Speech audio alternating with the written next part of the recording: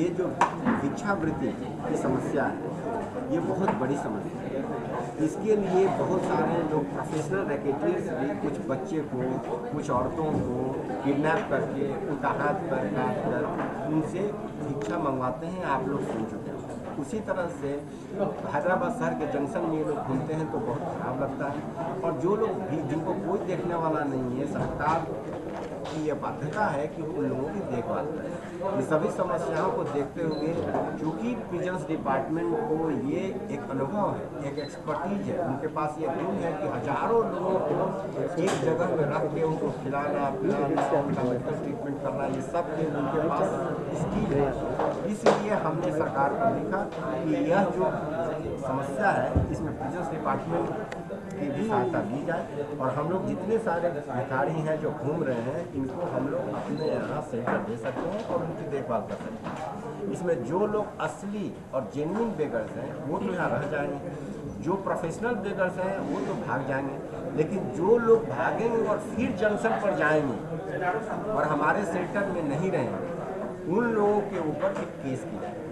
लेकिन जो लोग जेन्युइन बेगर्स हैं उनके लिए हम यहाँ खाने पीने की व्यवस्था, कपड़े की व्यवस्था, रहने की व्यवस्था, फिर लिटरेसी के लिए उनको पढ़ाने लिखाने की व्यवस्था, उनके काउंसलिंग के लिए और फिर उनको जॉब देने की सब की व्यवस्था जेल डिपार्टमेंट करेगी।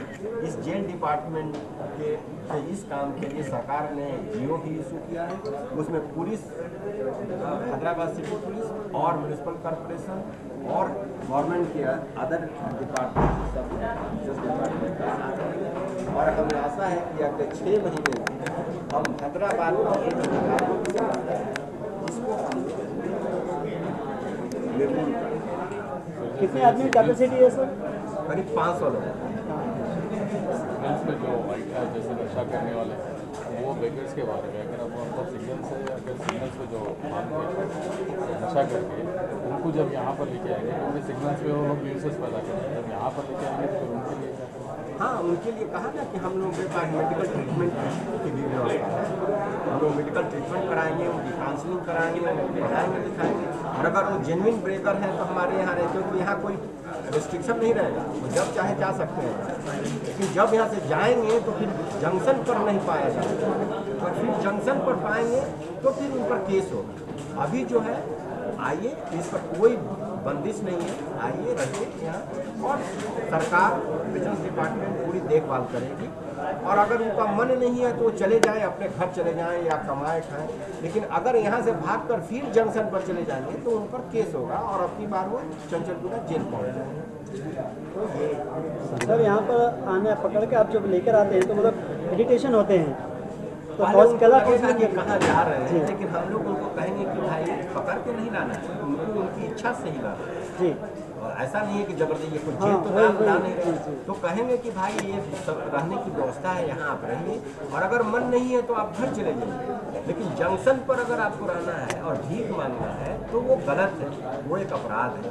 इसलिए आपको रहने की व्यवस्था सरकार यहाँ कर रही है, आप यहाँ रह जाइए और अगर आपको नहीं है रहने का मन तो फिर आप घर चले जाइए, लेकिन आप जंक्शन पर भीख नहीं करें।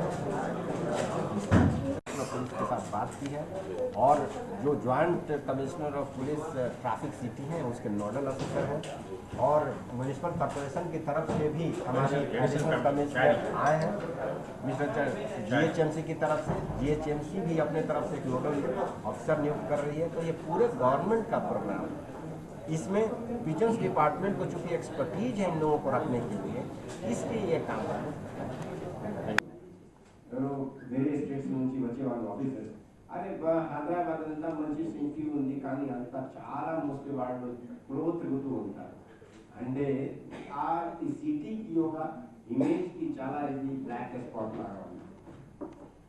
అందుకే ఇప్పుడు మొత్తం భారతదేశంలో ఈ తెలంగాణ ప్రభుత్వం, తర్వాత బిజినెస్ డిపార్ట్మెంట్, మున్సిపల్ కార్పొరేషన్, తర్వాత హైదరాబాద్ సిటీ పోలీస్ సహకారంతో ఒక నోవెల్ ప్రోగ్రామ్ స్టార్ట్ చేస్తున్నది.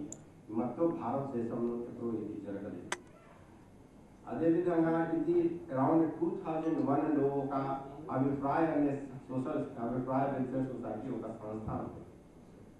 అది హైకోర్టులో ఈ బేకరీ ఒక పెద్ద సమస్య ఉంది, గవర్నమెంట్ ఇది పరిష్కారం చేయాలి, ఏదో వాళ్ళకి స్టేటస్ పెట్టాలి, తర్వాత లా ప్రకారంగా ఎవరు ప్రొఫెషనల్ బేకర్స్ ఉన్నారో వాళ్ళకి పట్టుకుని జైలుకి పంపాలి, ఒక రీట్ వేసింది. దీని మీద హైకోర్టు ఆర్డర్స్ కూడా వేసింది.